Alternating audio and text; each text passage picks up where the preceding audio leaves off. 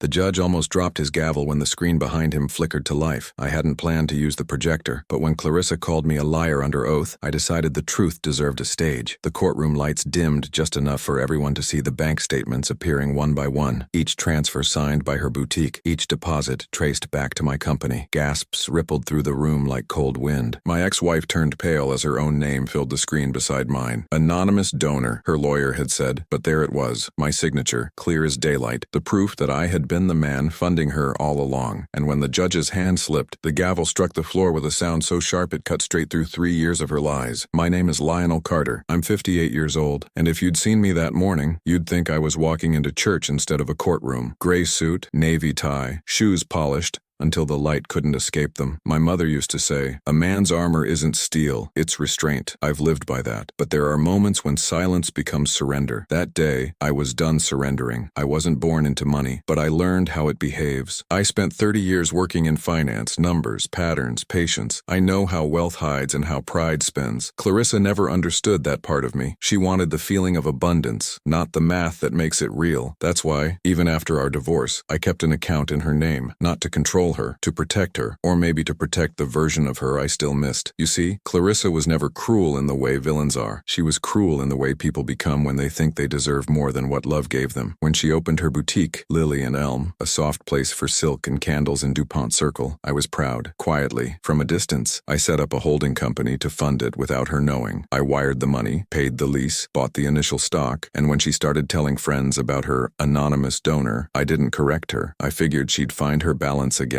I figured she'd remember who helped her when no one else did. I figured wrong. 6 months later, she filed for an increase in alimony, claiming her business was failing and that I was withholding support. Her attorney, a man who loved the sound of his own objections, painted her as a woman abandoned by a cold-hearted ex. Mr. Carter earns comfortably, he said, yet his former wife faces eviction. I sat there, hands folded, every word stacking like bricks on my back. She never mentioned the wires, never mentioned the rent I'd quietly paid when her store almost shut down last Christmas. I watched her lie, and I let her, until today. When the screen went dark, the courtroom stayed silent. The judge adjusted his glasses. Mr. Carter, he said slowly, are you confirming these documents are legitimate? Yes, Your Honor, I said. Every transfer was authorized by me. Every one of her so-called anonymous deposits came from my company. Clarissa's lips parted, but no sound came. Her lawyer's face turned the color of a man who suddenly discovered gravity. The judge rubbed his temples, staring at the papers like they were a foreign language.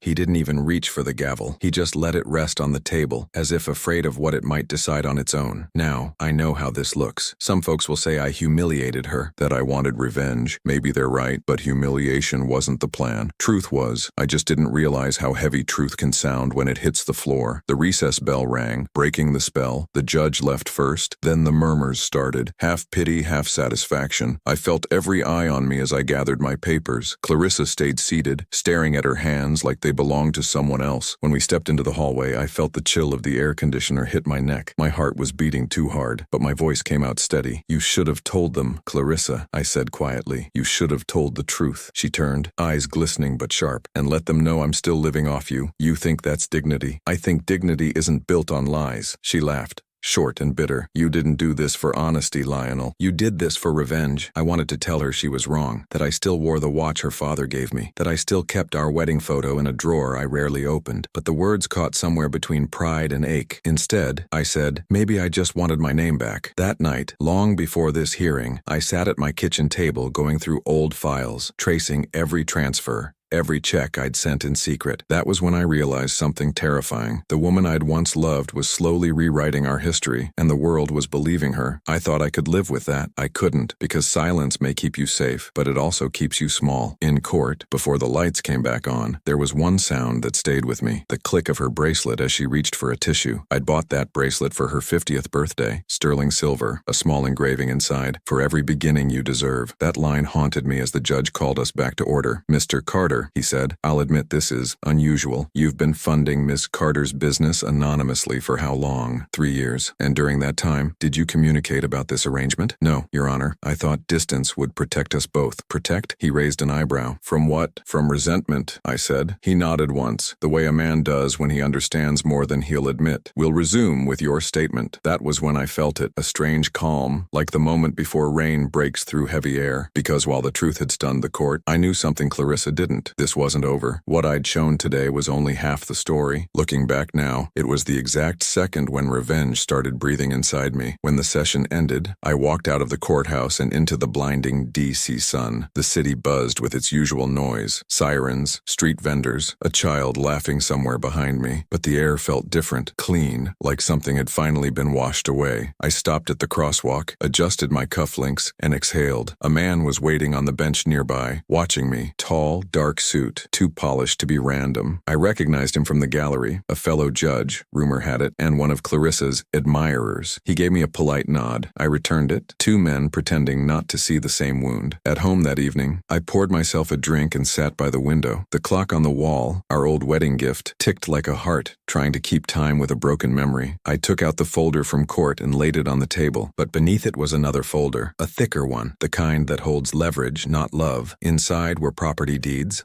lease renewals, and a letter of intent Clarissa had signed last week on a new expansion she couldn't afford without me. I hadn't filed it yet. That was my fuse. I stared at that folder until the sky turned purple. Then I whispered something I hadn't said in years. Patience, Lionel, patience. Because I knew the next move would have to look like mercy to everyone else, while feeling like justice to me. No matter how this case turns out, one truth is permanent. The moment that Gavel hit the floor, the world finally heard what I'd been carrying alone. My ex-wife might have tried to erase my name from her story, but that sound, the wooden crack of justice meeting lies, will echo every time she opens her boutique door. And if you've ever had someone rewrite your truth, I know you felt that sound too. Now, before we go further, I'd like to know, where are you listening from? What city? What state? Let me know down in the comments, because stories like this one, about betrayal and the quiet kind of revenge, they don't just belong to me. They belong to everyone who's ever been underestimated. I wasn't always this calm. There was a time when the idea of humiliating Clarissa in public would have torn me apart, but time and heartbreak, they season a man differently. They make you understand that dignity and revenge sometimes wear the same face. After the hearing, I took the long way home, past the church where we'd married 32 years ago. It was a small, red brick place with a steeple that caught the last of the afternoon sun. I remembered the scent of lilies, the way her veil trembled in the breeze, and how her hand shook when she said, "I do." Back then, I thought love could outwork everything. Debt, pride, distance. I was wrong about that, too. Clarissa grew up in Maryland, the daughter of a minister who never learned how to rest and a mother who spent her life keeping appearances neat, and smiles even. She was beautiful.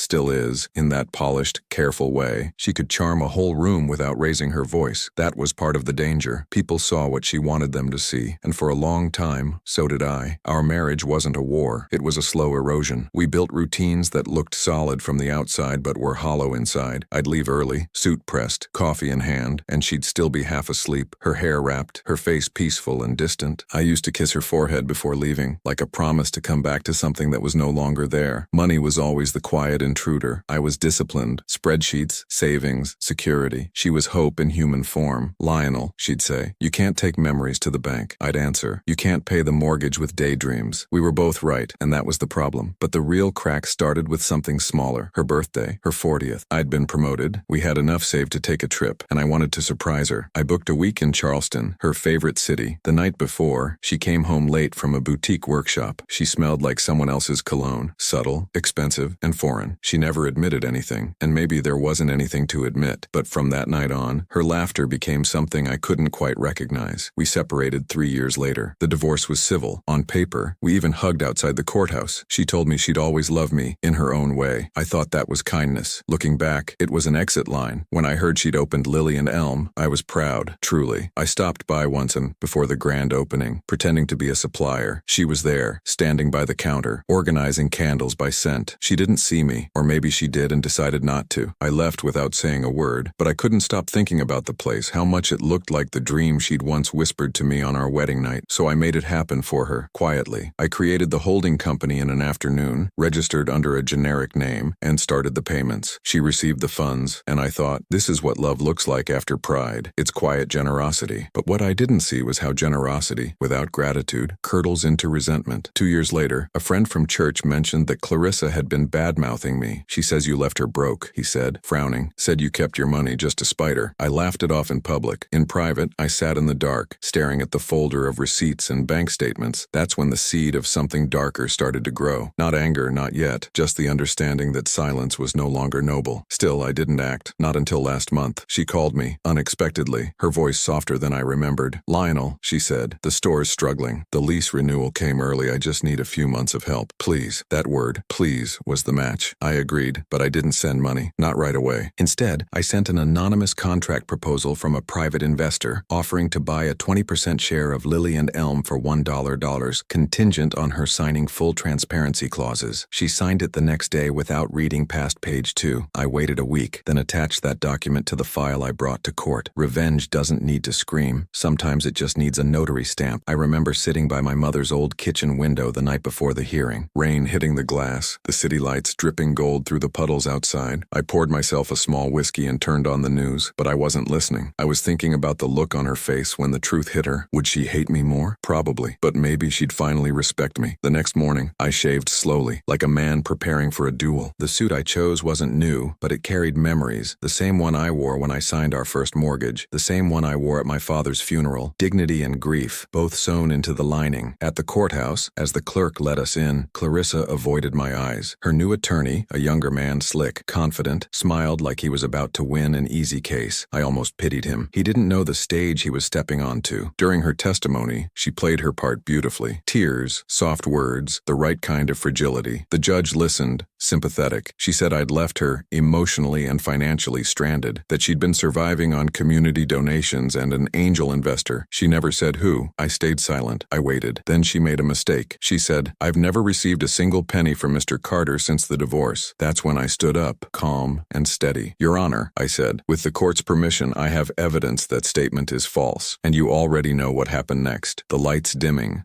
the screen flickering, the gavel almost falling. But what you don't know is what came after. As the judge called a short recess, Clarissa turned to me, eyes burning. You think this makes you noble? She whispered. I think it makes me honest, I said. You just couldn't stand to see me move on. I looked at her for a long time. You haven't moved on, Clarissa. You just changed the story. She looked away first. That night, after everything, I sat at my desk and opened my laptop. The folder with her signed investor contract was still there. I hesitated, then opened a blank email addressed to her boutique's landlord. My fingers hovered over the keyboard. Because here's the thing. Revenge feels righteous right up until the moment it becomes real. But I remembered her words in that hallway. You didn't do this for honesty, Lionel. You did it for revenge. And maybe she was right. Maybe the two were inseparable. So I started typing. I am the principal owner of the adjacent property, I wrote, and I will not be renewing the lease next quarter. Then I stopped. I didn't hit send, not yet, because something else was starting to breathe beneath the anger. A thought that wasn't quite forgiveness, but wasn't cruelty either. That's when my phone buzzed. A message from a number I didn't recognize. It read, You don't know me, Mr. Carter, but you should know Clarissa isn't the only one lying to you. I stared at it, confused. Another message followed, this time with an attachment, a photo. It was a picture of Clarissa and the younger judge, the one from the gallery, standing close together in front of her boutique, smiling, holding hands. I leaned back, heart heavy but not surprised, because I'd always known the truth doesn't just belong to one person. It has layers, and the deeper you dig, the more it starts to resemble vengeance itself. But that's when I decided to do something they would never forgive me for. I didn't sleep. The text glowed on my nightstand like a staring eye. You don't know me, Mr. Carter, but you should know Clarissa isn't the only one lying to you. The second photo, Clarissa and that younger judge outside Lily and Elm, sat beneath it, a quiet bomb. I stared until the screen dimmed and my face looked like a stranger's reflected in its black. By dawn, I'd showered, shaved, and buttoned my shirt with the slow patience of a man counting seconds before a fuse reaches the powder. I texted back a single word, who. The reply came with a location pin and a time that wasn't a suggestion, 8 8:15 a.m., Lincoln's Waffle Shop, across from Ford's Theater, the kind of DC place where the coffee is honest, the eggs come in a hurry, and history hangs on the walls like a reminder that everything ends up in a story anyway. I arrived at 8:10, sat at the counter, ordered black coffee and a short stack I barely touched. She slid onto the stool beside me at 8:17, late on purpose, mid-20s, careful posture, the kind of neatness that usually belongs to people who file things for a living. She tucked a braid behind her ear and didn't smile. "Maya," she said, "property management assistant, DuPont Square. Do I know you? You've signed 2 letters with my boss's name on them," she said evenly, "through a company that isn't your name." The waitress appeared, set down a mug for her, and melted away with the practiced invisibility of people who know privacy is just another table special. Maya didn't touch the coffee. She kept both hands on her bag like it might try to run. "You texted me last night," I said. "Why?" "Because I was raised by a mother who thinks justice is a muscle you have to work, even when you're tired." She dug into the bag and laid out papers face down. The paper made a sound I know well. Thin, official, fatal. If you hold it wrong. "Because I've watched this city chew up truth and spit it back out in prettier shapes. And because you looked like a man who would actually read receipts." "What am I looking at?" "Emails. Draft lease terms. A letter drafted for our board from the judge's chambers recommending community consideration for Ms. Carter based on her documented financial hardship and ongoing harassment by her former spouse." She flipped the first page. There it was. Letterhead from the judge's office. His friend from the gallery. Thinly veiled influence masquerading as compassion. He didn't send it yet, but he's preparing to. Her new attorney is mediating the language. I stared at the names, the dates. One date sat like a thumbprint on my chest. 2 days before Clarissa swore under oath she'd never received a penny from me. I could hear the courtroom again, the gasp when the projector came to life, the gavel skittering on wood. "How did you get these?" I asked. Maya's gaze didn't blink. "Because I'm the one who prints things no one wants to exist. Because I'm tired of men with smooth voices and softer spines. And because—" She stopped, bit down on the thought. Then she slid a glossy photo forward like it had burned her fingers to hold. "Because I watched him put his hand on her back outside the store and I realized the city is a small town with a better press kit." It was the same photo from last night, only wider. I could see the boutique window, the hand-painted sign Clarissa had chosen, the reflection of traffic moving past like people in a different life. "You want money?" I asked. Not insult, not accusation, logistics. "No," she exhaled, long and flat. "I want my job, which I will likely lose if this gets traced, and I want you to do something that doesn't involve yelling or burning things down. People like me get buried under other people's public fights." I folded the papers back into a neat stack and slid them into my briefcase. "People like me do too,"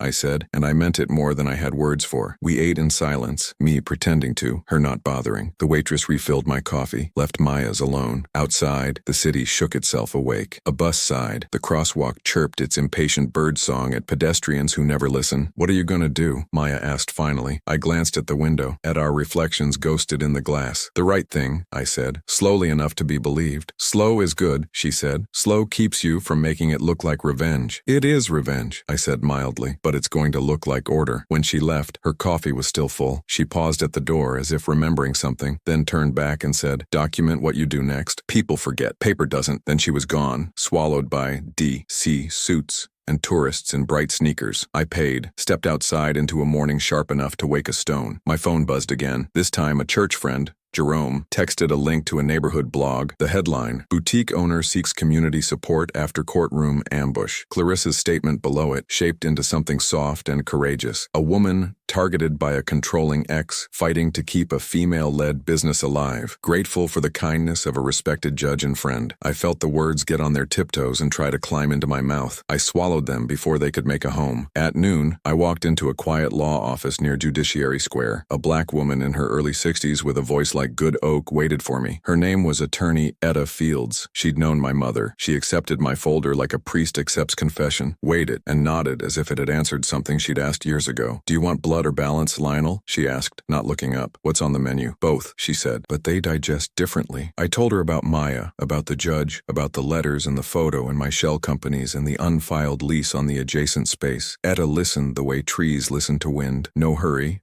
no panic, already older than the storm. When I finished, she poured 2 glasses of water and slid one to me. Harassment claims, she said. They'll go for a protective order. They'll try to freeze your moves. That blog was step 1. Frame you loud enough that the paperwork sounds like a civic duty. We'll get ahead of it. How? With sunlight. She tapped my folder. We file a motion for sanctions based on material misrepresentation. We add a sealed appendix with your documents for now. Bank transfers, the investor agreement she signed, dates and amounts. We request an in-camera review by the judge. Simultaneously, we file an ethics inquiry regarding the other judge's letter. Carefully, respectfully, we don't accuse, we inform, and we do it while you make a public move that reads like grace. What kind of public move? You donate the adjacent space, she said, and my heart thudded once like a misfired drum, to a women's business cooperative managed by the local church incubator. 1-year lease at $1, renewable upon audited transparency for all members, including Lily and Elm, should she choose to join. That would crush her, I said quietly. No, Etta said. Flat. It would dwarf her. There's a difference. Dwarfing is math. Crushing is cruelty. We're not cruel. We're disciplined. I stared at the window behind her desk. My reflection wore my father's disappointment and my mother's mouth. The thought descended soft as ash. Clarissa in a room with other women, forced by the structure to share books, to file quarterly reports, to be honest or be gone. It looked like mercy. It tasted like justice. Do it, I said. Etta nodded, already writing. We'll need you to make a statement, she said without looking up. Plain, direct, dignified. You're not angry. You're accountable. I leaned back. The chair creaked the way old truths do when you finally sit down on them. Halfway through the draft, my phone buzzed again. Unknown number. A voice. Male. Smooth. Already defensive. Mr. Carter, Judge Marchand here. I believe we were in the same courtroom yesterday. I remember, I said. A few unfortunate misunderstandings are floating around online, he continued, the words gloved in velvet. I'd prefer we clear them without dragging our respective reputations through the mud. I don't mind mud, I said. It grows things. A pause. When he spoke again, his tone had cooled. Ms. Carter is under significant strain. Perhaps you could refrain from gestures. Like truth, I asked. Like theater, he said, and now I could hear the steel under his syllables. Then let's keep it simple, I said, and for the first time I let the plan I'd been nursing step forward into daylight. I'm offering a 1-year, $1 lease to a women's business cooperative, a transparent, audited incubator. If Mrs. Carter joins, her rent stabilizes, her books open, her narrative corrects itself. If she doesn't, the space fills anyway, with people who want to tell the truth on paper and not just in the mirror. You're punishing her. I'm inviting her to survive, I said. Honestly, he exhaled, a patient teacher pitying a dense student. Mr. Carter, I'm advising you, as a friend to the court, to tread lightly. Influence cuts both ways. I keep my knives in the kitchen, I said. The court will have my filings by end of day. I hung up. Etta lifted an eyebrow that could have steadying ships. You're sure? She asked. No, I said, and felt the strange grin on my face like a scar that finally learned to smile. But I'm done being small. We spent the next hours building a scaffolding of paper, motions drafted, exhibits labeled, timelines tight enough to sing. I attached the investor agreement with Clarissa's signature, a single dollar for 20% in exchange for transparency. 3 pages she signed without reading past 2. I didn't gloat. I didn't need to. Recklessness glares loud enough on its own. By late afternoon, I walked from Etta's office to the church hall in Petworth where the incubator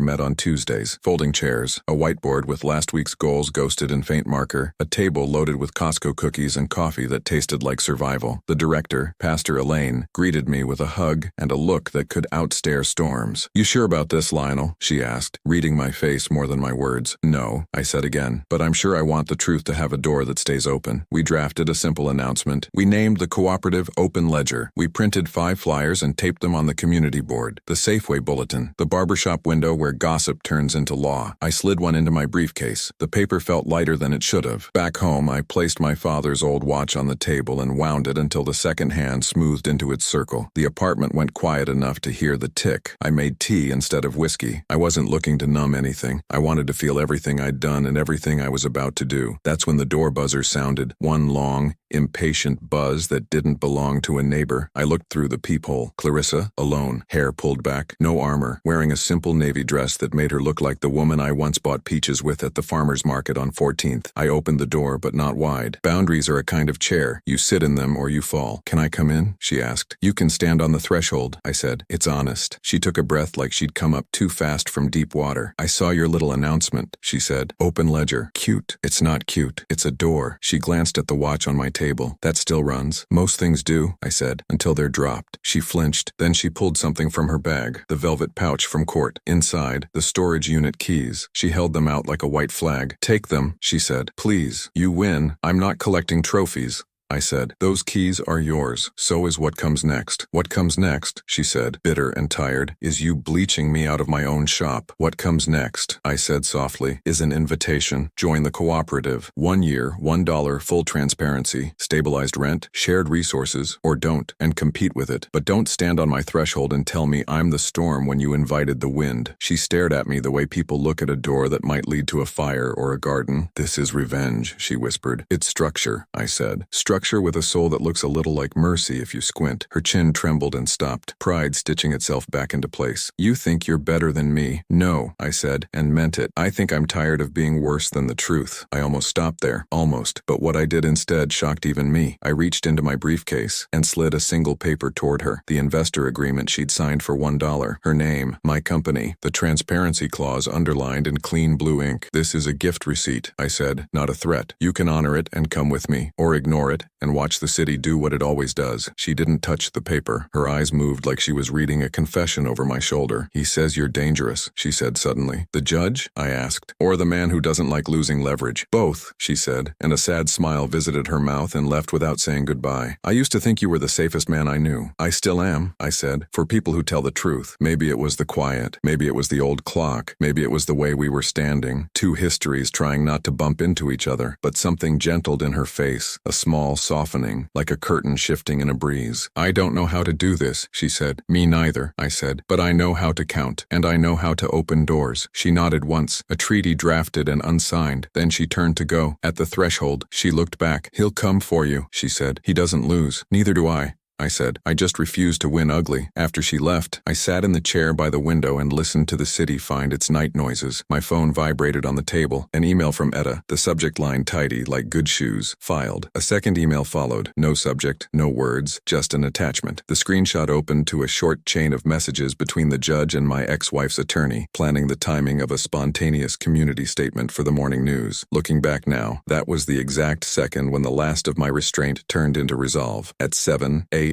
The next day, I stood on the sidewalk outside Lily and Elm with Pastor Elaine and 3 women from the cooperative Iang, each holding a paper cup of church coffee like a sacrament. The sky was the color of a bruise healing. A small cluster of neighbors drifted closer, pulled by curiosity and the scent of cinnamon rolls from the bakery next door. I took a breath, stepped onto the tiny stoop, and spoke. Good morning, I said. My name is Lionel Carter. I have funded this boutique for 3 years, quietly. Today, I am offering the adjacent space to a new women's business cooperative, Open Ledger. 1 year at $1, renewable upon transparent books. Ms. Carter is invited. So is any local woman ready to build in the light. No theatrics, no projector, just air and words and the click of someone's phone camera recording. I felt the city tilt a degree. That's when the black SUV pulled up to the curb. The judge stepped out. No robe, polished smile. He approached like a man walking into a room he thought he owned. He didn't look at me first. He looked at the crowd, the optics, the angle. Then he turned, hand extended, as if we were meeting at a gala. Mr. Carter, he said, voice warm enough to melt butter. Judge, I said, voice you could hang a picture on. He leaned closer, private tone wrapped in public charm. Let's be reasonable, he murmured. Withdraw your filings. We all keep our reputations. She keeps her store. You keep your dignity. I'm adjusting my definition of that word, I said. He smiled, something reptilian ghosting through it. You sure you want to do this in front of witnesses? Yes, I said gently. That's the point. He started to say more. He didn't get the chance. A courier shouldered through the small crowd, breathless, manila envelope in hand with the courthouse stamp still wet. Delivery for Lionel Carter, he said, like a line from a play the city had been rehearsing all night. I signed, slid the clasp. Inside, a motion for a temporary restraining order filed by Clarissa's attorney, alleging harassment, calculated interference, and public intimidation. I felt the neighborhood press its eyes to my skin. Pastor Elaine moved to my side, a quiet anchor. I raised the paper slightly. This,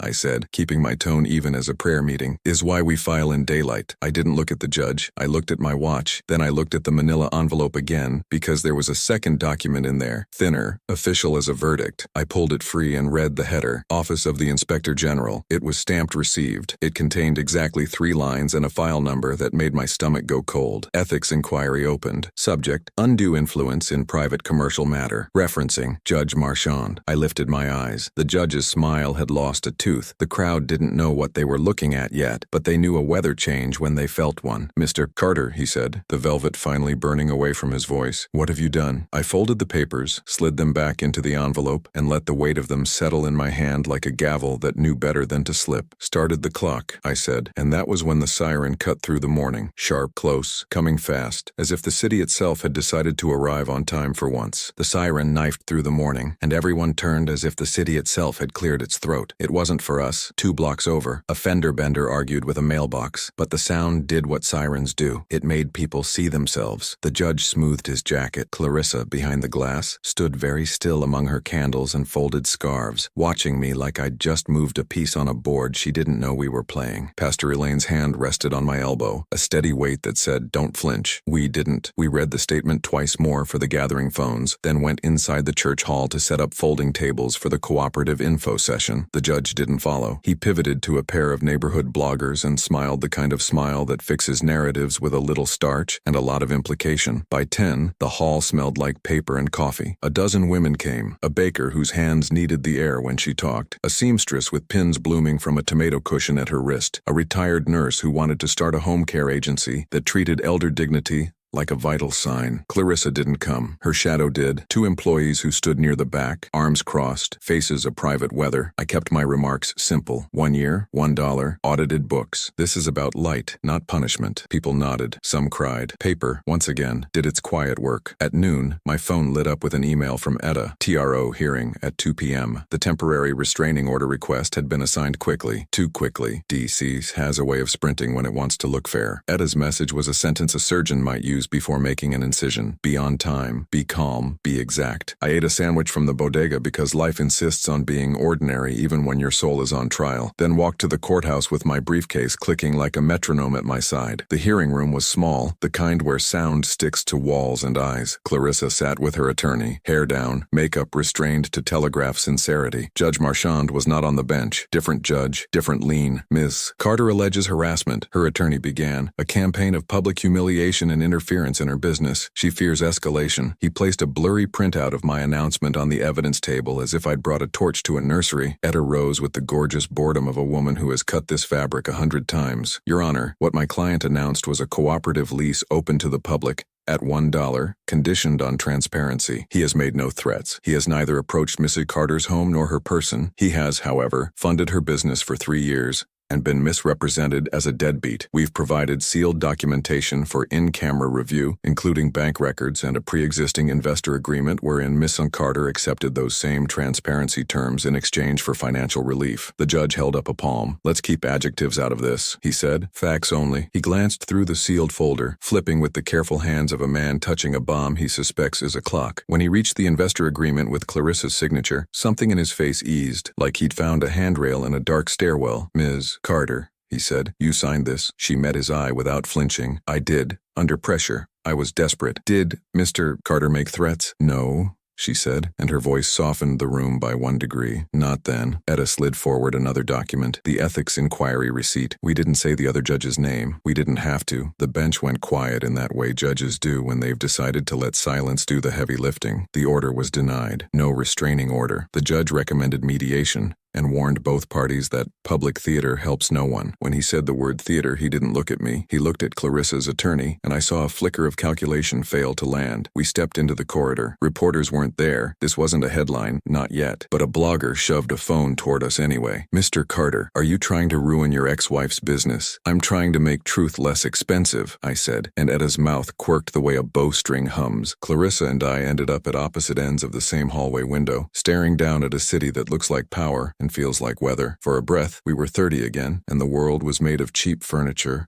and stubborn hope. Then reality snapped back. She turned to me, unguarded for 1 heartbeat. "Why are you doing this like a sermon?" she asked. "Why can't you just stop?" "Because stopping is how we got here," I said. "We stopped talking. We stopped telling the truth. We stopped being brave." Her eyes glossed and cleared. "I'm going to lose people," she said, meaning customers, employees, soft-focus believers. So am I said, meaning friends, myths, the version of myself that never asks for anything back. We didn't say goodbye. Instead, we observed our ancient ritual, a slight nod, the treaty of decent people who failed each other without knives. Then we walked away before dignity had to ask for a chair. That evening, the cooperative met again. We taped butcher paper to the walls and wrote in thick marker, rent, inventory, marketing, audit. The words looked like commandments in a language everybody secretly knows. A woman from the county library offered to teach QuickBooks. A teenager volunteered to set up a shared Google Drive. The retired nurse cried into a napkin because she hadn't felt useful since she turned 65. I kept my hands in my pockets so I wouldn't try to fix things with money. Money is a tool. It's also a coward. It does its best work behind glass, not between ribs. Halfway through, I stepped into the hallway to breathe. The church was quiet, the kind of quiet that makes old wood talk. That's where Maya found me, walking fast, eyes like headlines. They're going to spin the ethics inquiry, she said without greeting. He's telling people it's a political hit from someone you know. And the property board, my board, they're trying to force a vote on the adjacent space. Label your cooperative plan a hostile act. How much room do I have? I asked. 2 days, she said, maybe less. I looked at the bulletin board, funeral announcements, a flyer for a fish fry, a Polaroid of Pastor Elaine baptizing a boy with ears too big for his head, life stacked in thumbtacks. Something in me steadied, the way water steadies when wind becomes a decision instead of a mood. I'm not moving, I said. They can vote. I'll be there. Maya handed me a small voice recorder, the kind that looks like a lighter. The call he made to you this morning? He doesn't know this number is mine. She pressed play. His velvet voice poured into the empty hall. Let's be reasonable. Withdraw your filings. You keep your dignity. I clicked it off. I didn't feel triumphant. I felt sad for a system so proud of its mirrors it forgets to polish its windows. Looking back now, I can see the moment the plan turned from revenge to architecture, because what I chose next wasn't about her at all. It was about building a room where my better self could breathe, even if I had to drag my anger in behind me like luggage. That night, the city offered me a test. I woke at 2:11 a.m. to my phone vibrating itself into a panic. A neighbor's text, Lionel, you okay? Someone spray-painted your door. I didn't turn on the light. I just sat up and listened to the apartment hum, the refrigerator's gentle commerce, the old clock's stubborn beat. When I finally opened the door, the hallway light made the word bright and stupid, tyrant, in dripping black, like a child had tried to spell pain and got it almost right. I could have scrubbed it myself. Instead, at 8 sharp, I called the building manager and asked them to leave it for an hour. I called Pastor Elaine. I called 3 men from church. I called the baker from the cooperative and asked if she'd bring cinnamon rolls. Then I set a folding chair in the hall, made a pot of coffee, and propped the door open so light could fall on the insult that thought it was a verdict. By 9, the hallway had 8 people in it. We scrubbed. We laughed because you either laugh or you break. One man told a story about the first time he'd been called a name that tried to fit his whole body into 4 letters. The baker passed out paper plates. Someone snapped a photo, not for the blog, gun for the bulletin board. The paint came off in streaks like a bad decision finally changing its mind. Clarissa arrived halfway through. She stood at the end of the corridor, watching a small crowd wash a word off my life. Her face was bare, no sermon,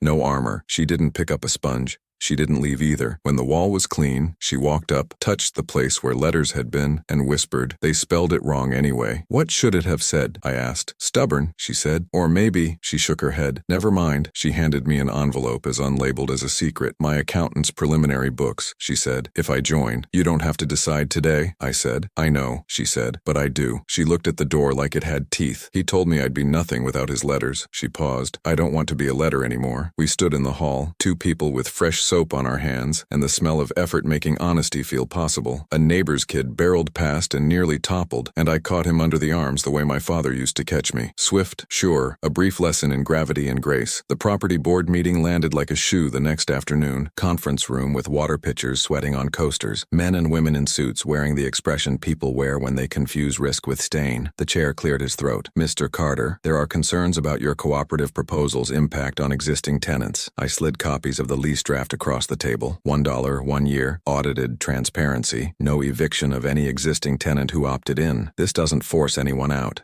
I said. It gives them a choice to stand somewhere that won't collapse when a whisper gets loud. A woman at the end of the table spoke, her voice careful. And if they opt out, then they compete, I said, in daylight. The vote failed to kill the plan by 1 vote. Maya's boss, a man who stared at his hands a long time before raising them. Later, Maya would tell me he'd lost a sister to a quiet ladder of lies. For once, grief had the deciding vote, and it chose structure. That night, I walked past Lily and Elm. The lights were on. Clarissa sat at the counter with a ledger open and a pencil pencil tapping a rhythm only worry knows. I didn't go in. Dignity isn't dramatic. It's the discipline of distances. I stood on the sidewalk and watched a moth fling itself against the glass, desperate for a light it couldn't keep. I whispered to it like a fool, "You can rest, you know." The moth didn't listen. They never do. The next morning, the neighborhood blog ran a new headline: Open Ledger Co-op launches. Boutique owner considering. The comments were a soup of wisdom and wrath. People wrote like they were being paid by their wounds. I didn't read past 10. Etta called to say the ethics inquiry had been formally docketed. Marchand's chambers issued a bland statement about cooperation and integrity. The word integrity sat on the page like it had sprained its ankle. At noon, I found a small package on my doormat, no return address. I weighed it in my palm and heard the rattle of something unsteady. Inside, my old wedding ring, the gold warm from someone else's hand, and a note in Clarissa's looping script. "I don't want to owe you, and I don't want to pretend I never did. We were real once. Let me be real now. See?" I sat at the kitchen table and stared at that ring the way you look at the moon when you're old enough to know it isn't listening. I could put it back in the drawer. I could throw it away like a man who thinks dramatic gestures are the same thing as healing. Instead, I set it next to my father's watch. Time and promise, both circles, both keeping a kind of count. Then the phone rang. It was the seamstress from the cooperative, voice shaking. "Mr. Carter, someone broke into the church office. They didn't take anything. They just sliced the posters, all the ones that said open ledger, like they were cutting a tongue. I was at the church in 7 minutes. The office looked like a room that had lost a fight with a disappointed ghost. Posters shredded, a chair overturned, the copier tray open and humming like a throat trying to clear itself. Pastor Elaine stood with a police officer, shoulders set to prayer. "No cameras, Gavel," the officer said. "The feed's been down 2 days." He shrugged like the city shrugs when coincidence lands with suspicious timing. We cleaned again.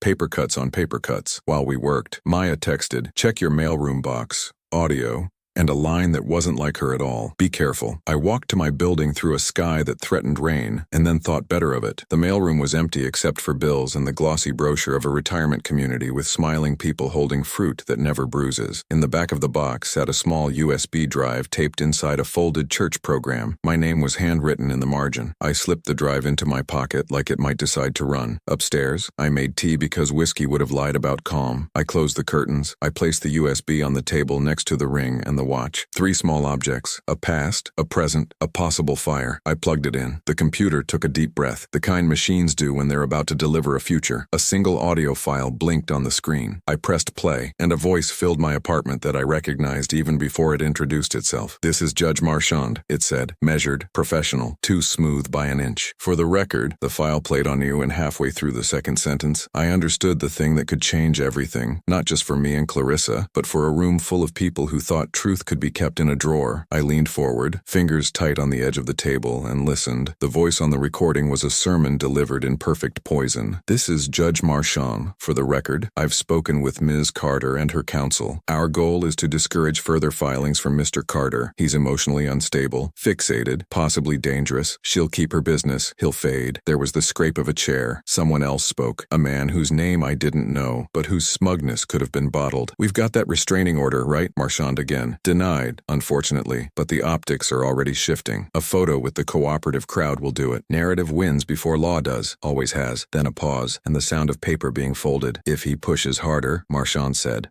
Softer now. "We'll revisit mental competency. No one listens to a madman, especially one his age." The file clicked off with a small pop. I sat very still. The kettle was still whistling. A thin scream from the kitchen. I didn't move to stop it. Somewhere between anger and clarity, I realized that I wasn't shocked. Disgusted, yes, but shock requires expectation, and I'd stopped expecting decency from that circle months ago. I picked up the ring again, turned it in my fingers. My reflection spun along the curve, distorted, trembling. Madman. They would make me that if I let them. That word was a bullet built for quiet men. At dawn, I called Etta. She answered on the first ring. "You got something?" "I have a confession," I said. "Not signed, but enough to make him nervous." "Send it." "I will," I said, "but I'm not ready to go public yet." "Why?" "Because panic is only useful when it doesn't know who's driving it." That afternoon I printed transcripts, one copy sealed in an envelope, the other folded into the inside pocket of my suit. I mailed the sealed one to the office of the Inspector General, certified, return receipt. The other would be my insurance. Then I walked to Lily and Elm. Clarissa was behind the counter, hair pinned up, wearing the calm of someone who hasn't yet read tomorrow's paper. She saw me through the window and didn't move. I stepped inside. The bell above the door gave a nervous jingle. "I came to buy something," I said. "We don't sell absolution." she said. I smiled. That's good. I've already got plenty of guilt. She crossed her arms, waiting. I reached into my pocket and placed a small envelope on the counter. That's for you. She hesitated, then opened it. Inside was a copy of the investor agreement, this time marked released. I'd rescinded my share in her business entirely. Her eyes widened. What is this? Freedom, I said, and a test. She looked up. What's the catch? No catch, just transparency. Keep your store, run it clean, join the cooperative or don't, but I won't be used to make you a victim anymore. She blinked. Once, twice. Her throat worked around words that wouldn't leave. Lionel, they'll come after you, she said finally.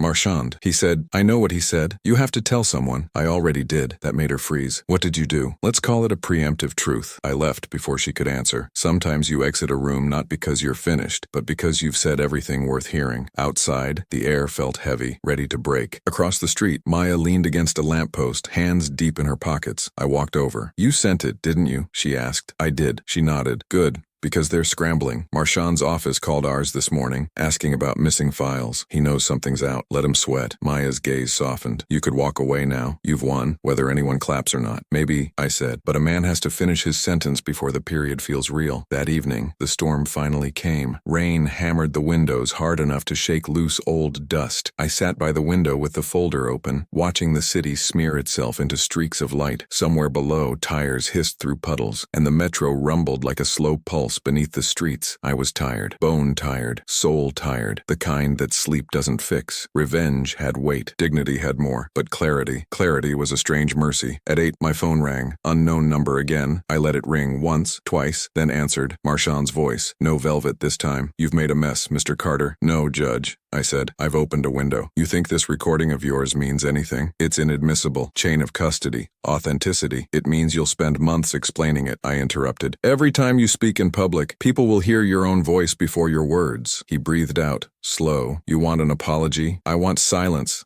I said. Yours, forever. He laughed. Short, bitter. You think you're righteous? I think I'm tired. You've made enemies you can't afford. I paid in advance, I said, and ended the call. The rain kept going. I turned off the lights and let the city flash its warnings through the glass. Somewhere, thunder cracked over the Potomac like a verdict. The next morning, the blog that once called me controlling posted a new piece. Ethics probe expands. Judge denies impropriety. The comments section bloomed like wildfire. Half the city suddenly remembered it had morals. The other half pretended to. Clarissa showed up at the cooperative that afternoon. No makeup, no performance. She carried a box of candles and a notebook. I'm in, she said simply. I'll do the audit. Pastor Elaine hugged her. The women clapped. I stayed by the window, pretending to study the rain stains on the sill. Clarissa walked over. You're not going to gloat. I'm trying not to make that a hobby. You always wanted to fix me, she said quietly. No, I said. I wanted to believe we were fixable. She looked around the room. The folding chairs, the women planning spreadsheets, the smell of coffee and glue. You built something decent out of spite, she said. Maybe decency was the spite, I answered. For the first time in years, she smiled without armor. Later, when the meeting ended and the women drifted out into the blue dusk, I lingered. Clarissa gathered her things. You'll still hate me tomorrow, she said. I'll still remember you tomorrow, I said. That's enough. We walked out together, silent, two tired people under the same indifferent sky. At the curb, she stopped. What happens to him now? The system will do what it does, I said. Slow, messy, public. And you. I'll find out who I am when I'm not angry. She nodded, then crossed the street. Halfway across, she turned. Lionel, thank you. Not for what you did, for not making it ugly. I watched her disappear into the rain. When I got home, I opened the drawer where the ring used to rest. Empty. Good. I placed the USB inside instead, closed it gently. Some truths belong in safekeeping, not circulation. The phone buzzed again. Etta this time. It's done, she said. He resigned this morning, effective immediately. Then it's over, I said. For him, she said. For you, it's just quiet now. Try not to fill it. I sat by the window again. The city finally tired of thunder. The clock ticked steady. The tea cooled. The watch glowed faintly in the lamplight, its hands sure of their work. Looking back, it wasn't the gavel or the headlines that mattered. It was the sound of paint being scrubbed off a door, the murmur of women comparing spreadsheets, the small human noises of order being rebuilt. Revenge had started this, but what followed wasn't revenge anymore. It was something slower, steadier, something like grace with a backbone, and that's where I'll leave it, for now, because sometimes justice doesn't slam the table, it just keeps good time. There are nights when a city feels smaller than it should, when the neon seems to pulse in rhythm with a man's thoughts. Washington had that heartbeat the week after the judge's resignation. Every diner, barbershop, and church pew hummed with the same two words. Did you hear? The story had shed its names but kept its edges. An old man, an ex-wife, a courtroom gavel that almost fell. I spent those first days doing something foreign. Nothing. I made breakfast slow, the way my mother used to, walked the neighborhood, sat on the porch with the clock ticking against my wrist, and the memory of anger growing dull. By Thursday, Pastor Elaine called. "They're hosting a ribbon cutting at the co-op," she said. "You should come. It's not a sermon, I promise." The open ledger space had transformed. Where there had been dust and broken blinds, sunlight slanted across white walls and folding tables. Hand-painted signs listed member businesses. The baker had a display case now. The seamstress, a rack of bright cotton dresses. Clarissa's candles glowed near the center, their scent spilling into the hallway like apology turned to air. When the small crowd clapped for the ribbon, she found me near the back. "You came," she said, not smiling exactly. "You made good coffee," I answered. "That's the church's doing." I nodded. Churches and accountants, two places that know how to balance debt. The room laughed at something Pastor Elaine said from the front. Clarissa leaned closer. "He called me," she whispered. "Who?" "Marchand. He asked if I'd testify that you manipulated me. I told him no. Then he asked if I'd keep quiet instead." She paused. I told him that was just another kind of lie. I looked at her, really looked. That took courage. "No," she said, "just practice." Later, after the crowd thinned, we walked outside together. The street smelled of rain and fresh paint. "I used to think our story ended in that courtroom," she said. "Now it feels like it ended at your door, with that word on the wall." "Tyrant," I said. She nodded. "It was ugly, but it told the truth about both of us. You wanted control. I wanted admiration. Neither of us knew how to ask for respect. I thought about it. Maybe respect isn't asked for. Maybe it's built, one receipt at a time." She laughed quietly. "That sounds like you." We parted at the corner. She turned toward the metro. I walked toward the park. The trees were shedding early, the ground scattered with red and gold reminders that even endings have color. That weekend, I cleaned my apartment. Not the perfunctory kind, the deep kind you do when the ghosts have overstayed. I boxed the documents, the court filings, the letters from Etta, the recordings, the photographs. I labeled the box Lily and Elm, History. Then I carried it to the church and left it in the co-op office. Top shelf. Transparency, I told the librarian volunteer. Even for me. When I got home, there was mail, a handwritten note in careful script. "Mr. Carter, I was in the courtroom that day. My father taught me that truth only matters if it leaves someone better than it found them. You did that. Thank you, Maya." Inside the envelope was a single sheet of paper, a resignation letter from her property firm. She had started her own management consultancy, signed under the open ledger banner. I smiled. Justice, it seemed, had gone into small business. A week later, Etta invited me to her office for coffee and closure. She poured from a thermos that had seen decades of arguments. "They offered you a statement of vindication," she said. "Officially cleared. You want it?" I shook my head. "No, let them keep their paper. I've got a cooperative, a clean door, and my morning's back." She grinned. "You always did like balance sheets that breathe." Before I left, she leaned forward. "You're not done, you know. You'll wake up one morning and wonder who you are without a battle." "I'll find out," I said, slowly. That evening, I walked to the river. The city's monuments gleamed like teeth in the water. I thought about my father, who'd driven a cab through these streets for 30 years, who taught me that fairness isn't a feeling, it's a habit. I thought about my mother, who never believed in grudges because they spoil the food. I thought about Clarissa lighting her candles, Maya signing leases, the judge facing a world that suddenly wanted receipts. I thought about time, too. How it doesn't heal, it just insists. When the wind picked up, I whispered into it, not to anyone in particular. "It's done." The words disappeared like breath on glass. I went home and placed the clock beside my bed. It ticked, patient and unbothered. Somewhere down the street, laughter spilled from a porch. Someone played an old record, Otis Redding. Soft and forgiving. I realized then that revenge had been a bridge, not a destination. I had crossed it, and the ground beneath my feet was quieter than I expected. In the morning, I'd go to the co-op, buy a candle, and pay full price. For now, I sat in the half-light, listening to the city breathe, the watch keeping perfect time, and the sound of justice settling into something that finally sounded like peace.